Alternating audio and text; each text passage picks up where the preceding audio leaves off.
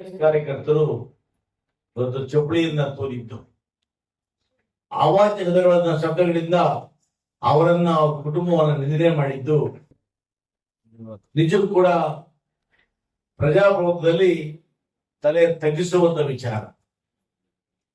ಜನರಿಂದ ಚುನಾಯಿತರಾಗಿರ್ತಕ್ಕಂಥ ಭಾರತ ರತ್ನ ಡಾಕ್ಟರ್ ಬಾಬಾ ಸಾಹೇಬ್ ಬರೆದಿರುವ ಏನು ಸಂವಿಧಾನ ಇದೆ, ಆ ಸಂವಿಧಾನದ ಅಡಿಯಲ್ಲಿ ಚುನಾಯಿತರಾಗಿರ್ತಕ್ಕಂಥ ಒಬ್ಬ ಶಾಸಕರನ್ನ ಈ ರೀತಿಯಾಗಿ ದೌರ್ಜನ್ಯವಾಗಿ ದಬ್ಬಾಳಿಕೆಯಿಂದ ಗೂಂಡಾಗಿರಿ ಮಾಡ್ತಕ್ಕಂಥದ್ದು ನಿಜಕ್ಕೂ ಕೂಡ ಜೆಡಿಎಸ್ ಕಾರ್ಯಕರ್ತರಿಗೆ ಶೋಭೆ ತರುವಂತದ್ದಲ್ಲ.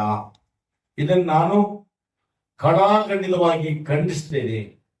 ಒಂದು ವೇಳೆ ಪ್ರದೀಪ್ ಈಶ್ವರ್ ಅವರು ಏನಾದರೂ ಕೂಡ ತಪ್ಪು ಮಾತಾಡಿದ್ದರೆ, ಯಾರನ್ನಾದ್ರೂ ನಿಲ್ಲಿಸಿದ್ರೆ ಅದಕ್ಕೆ ಕಾನೂನಲ್ಲಿ ಕ್ರಮ ಕೈಗೊಳ್ಳಲಿಕ್ಕೆ ಸಾಕಷ್ಟು ಅವಕಾಶ ಇದೆ.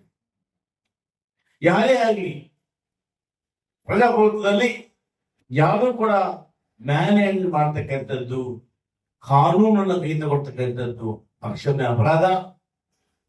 ಇಂದ ಹಿರಿಯ ಕೃತ್ಯವನ್ನು ಮಾಡಿರ್ತಕ್ಕಂಥ ಸಮಾಜ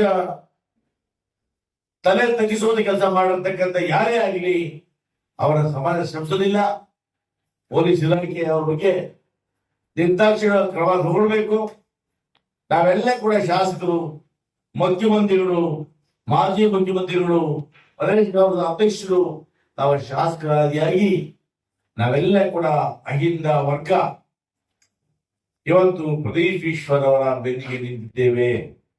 ಹಾಗಾಗಿ ಯಾವುದೇ ಕೂಡ ಕಾರಣ ಕೂಡ ಅಹಿಂದ ವರ್ಗದ OBCಯ ಒಬ್ಬ ಶಾಸಕ ಅಶಕ್ತ ಯಾರಾದರೂ ಭಾವಿಸಿದ್ರೆ ಬಹುಶಃ ಅವರು ಭ್ರಮೆ ಅಂತ ನಾನು ಹೇಳಕ್ಕೆ ಇಚ್ಛೆ ಪಡ್ತೀನಿ. ಇನ್ನು ಮುಂದೆ ಈ ತರ ಘಟನೆಗಳು, ನಾನು ಈ ಫೇಸ್ಬುಕ್ ಅಲ್ಲಿ, ವಾಟ್ಸ್ಆಪ್ ಅಲ್ಲಿ ನೋಡ್ತಾ ಇದ್ದೀನಿ, ಅನೇಕರು ಫೇಸ್ಬುಕ್ ಅಲ್ಲಿ ನಾನಾ ರೀತಿಯಲ್ಲಿ ಸಂವಾದಗಳನ್ನ ಆಡ್ತಾ ಇದ್ದಾರೆ. ನಿಮ್ಗೆ ಶೋಭೆ ತಗೋದಿಲ್ಲ. ಯಾರನ್ನೇ ಆಗಲಿ ನೀವು ನಿಲ್ಲಿಸುವಂತ ಹಕ್ಕು ನಿಮ್ಗಿಲ್ಲ.